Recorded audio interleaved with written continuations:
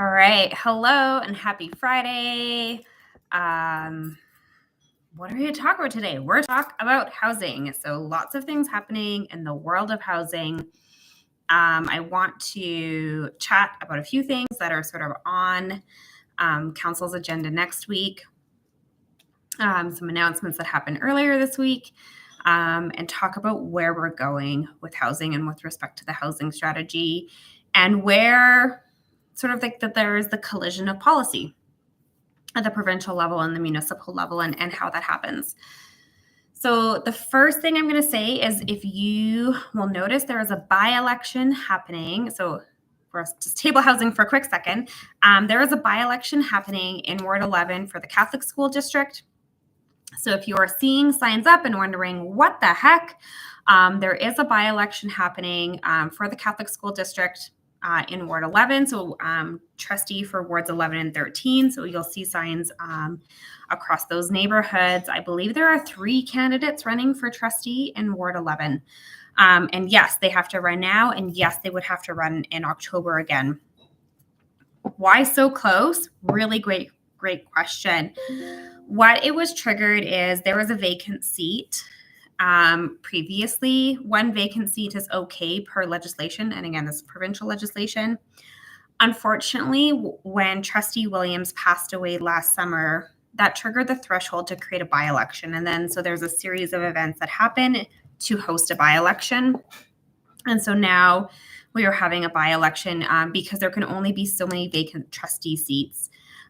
So that is why we're having a by-election, why it needs to happen now. And why it can't wait until September. The board, the Catholic School Board, did ask for an exemption, but they weren't granted one. So that is why we are having that. And so that is happening later this month. And I think advanced polls start very quickly, if not today, tomorrow. I can't remember exactly the terms. I don't vote in the separate school system election. So that's that. I have one of those no-see-ums, like that you get from your plants, flies flying around. So if I'm suddenly like, or swatting, that's what's happening. We call them the no-see-ums. See, it's right there. Or maybe I got it. So let's go back to talking. Nope, I didn't get it at all. Let's go back to talking about housing and a few things. So first, big announcement. We have for years been asked what is happening at the corner of the old YMCA site. And we are, so as part of the non-market land sale, so this is where we are reviewing the inventory of land across the city and seeing which land is appropriate to release to nonprofit housing developers, or to affordable housing developers. The YMCA site was one of those sites that was selected for the non-market land sale. So what this means is, yes, they are still purchasing the land from the city, but the terms of that negotiation are likely at or below market. And I can't say more than that because real estate transactions are closed. Just like the real estate transaction that you have between you and the purchaser of the house, or when you purchase a house, the conditions of those sales are not public. So, and there was anyways, I'm just going to leave it. So it was awarded to Liberty Housing. This is fantastic news. So that means there will be development on that site. It is a large site. If there is actually technically 2 parcels there. So there was the city-owned parcel, and then there was the YMCA-owned parcel. So there has also been a land use change for the YMCA parcel. And so that is the one closer to the church, so a little bit further west. And they currently have a development permit application that is in for review. There are some challenges with it, so we are working through the applicant on that.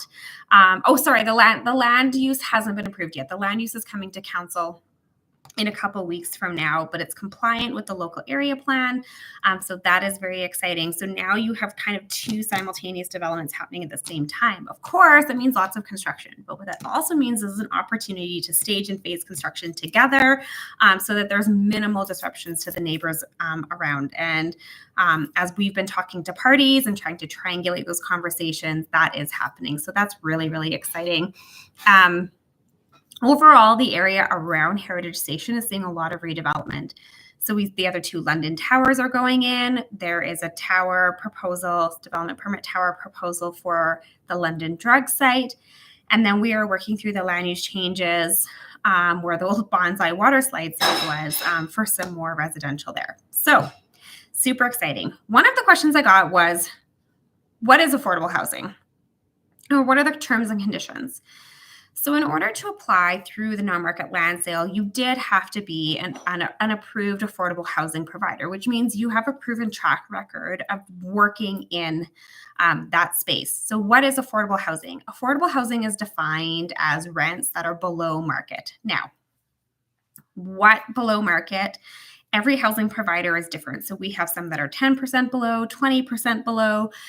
We have some that are deep subsidy that are more based on your income. So every provider has their own program, and sometimes they have multiple programs. So Calgary Housing Company has multiple programs. So some are based on your income, some are just like straight up rent, sort of just like below market that they would list on like Rent Faster, but they're part of their mixed market portfolio. And so mixed market portfolios mean that there's sort of different subsidy rates across the entire portfolio. And what tends to happen is the properties or the rentals that are sort of at a higher like rental cost that are out in the market help subsidize the cost of operating the ones that are like deeper subsidy. Because the ones that are deep subsidy, there's not always enough government operating funding for those units. So, and we're talking about like provincial funding. So that is why a lot of our housing providers work on the continuum of housing, that they don't do just one kind. They try to work in a mixed market to balance out their portfolio. It also means that as clients that they have potentially move into better financial situations, so some are able to and some are not, they're also able to move through the different units sort of like throughout the housing continuum, or they're able to sort of charge more for that and move another one into. And so it creates a bit of balance in the affordable housing market, in a mixed market affordable. So that's kind of the close notes. Okay, so let's keep talking. So provincial government announced last year, my timelines are off, around Bill 20. And so Bill 20 actually enabled municipalities to look at passing a bylaw that would essentially exempt nonprofit housing or affordable housing from property taxes. And so we have done the jurisdictional scan to look at what that would mean for Calgary. We were discussing this at council on Tuesday, but what it essentially means is we have a number of units across the city that would be exempt from property tax. And we'll continue to explore that. And there's a whole set of criteria based on the legislation. The flip side of that conversation is we've heard from people like, well, I don't want my property taxes to be subsidizing that. And my response to that is when we actually look at the dollars, the calculated dollars, we're talking about pennies per year per market household. So we're really not talking about a grand magnitude of homes because we don't have a grand magnitude of homes in affordable housing that we would be subsidizing. Now, what does that mean for a subsidized house or a subsidized property? It means that you could be lowering rents anywhere from $50 to $200 a month. Or did I calculate it a month? Yeah, so like $50 to $200 a month on these properties. So if you are on the lowest end of the income spectrum, it makes life a little bit more affordable for you. So this is why, this is where that collision of like provincial, enabling provincial jurisdiction. So not all good things came out of Bill 20. This was a good thing. This was the win out of Bill 20, is that we could exempt nonprofit housing providers from municipal property taxes. So they often have exemptions already on the provincial side. This allows us to exempt them at the municipal side. And so this is a good thing because they can either move that money back into sort of like capital repairs and upgrades, future redevelopment, or they can give a break on those rents to affordable housing, those who are needing affordable housing. So this is a really big deal in the grand scheme of like creating housing affordability. And again, the overall sort of like ripple impact to the rest of Calgarians is like pennies per property. And so I think when we think about how we support individuals, this is a really, really great one. one of the other things that Councillor Walcott through Bill 20 is bringing forward on Tuesday through notice of motion, and again, I always applaud him for championing affordable housing and the work that we can do there. He's been such a staunch advocate for it and has really brought all of us along on that journey to learn alongside him and to make the bold moves that we need to make as a city. So he is proposing a notice of motion that talks about different tax classes for different property types. So this is something Edmonton has done on a vacant property, so a vacant property tax. And so this is what Councillor Walcott is bringing forward. And then you can actually sort of redirect those taxes into affordable housing. And so we have a number of properties that sit vacant for a number of different reasons. But what it actually does is encourages them through a tax, an additional tax, to rent it out, to sell it, to move it along, to redevelop it. And so some of those homes that are sitting unused, which then can lead to squatters. We hear about some squatters. We have a few homes in Ward 11 where we have some challenges there. It really encourages something different to happen. And so it actually puts it can get that housing back on the market for people who are looking for homes. Edmonton has seen really, really good success with this. Ashley Salvador championed it up there. If you ever go back on socials, Instagram, she's been great on Instagram and talking about on Instagram. I would highly recommend it. So there is that one. And there was two others. Now I can't even, I'm having a Friday brain. Anyways, but it's really, tax incentives for building near transit. So purpose-built rental near transit and trying to create a bit of a different tax class system there. So again, though, when we look at sort of where this can happen, so tax on vacant property, that's a win. It doesn't cost anything else. Potential different tax classes around purpose-built rentals near transit, again, can have a ripple effect on some other spots. However, ideally, this is vacant land that we are then actually creating tax uplift. And so through the incentive, it actually creates a tax uplift. And so that ripple again becomes pennies across other homes. And we know that housing near transit is most efficient. We know that purpose-built rental near transit is highly efficient for a city. And it really helps people, be out on their own. I can't tell you how many people I talk to who talk about students. There are post-secondary students who are still living at home and not having the opportunities to move out, and that's super developmentally appropriate. Now, obviously, funding is always consideration why some students stay at home, but there is something great about students living on their own, or if they've come from another city. We still know we have a big shortage on student housing from people who come from other cities to come to university here. And we're talking about a lot of students who are living, like even our students from like Okotoks or High River, those post-secondary students were making that drive every day isn't realistic. And so living in the city is needed. We're talking about families. We're talking about, young employees. I saw a stat the other day that the average age of the first-time home buyer is 36 in Calgary. That is interesting, right? So when you think about, that's about 10 years, 12 years after university. So that's 12 years of like post-university savings that is taking people to get a down payment on a house at 36. And when we think about some older generations, they were buying their homes, right out of university, in university. And again, wages to housing costs. So those are really important indicators when we want to get people into housing. Now, of course, homeownership isn't the path for everybody. Some people are quite happy to rent, which is perfectly great.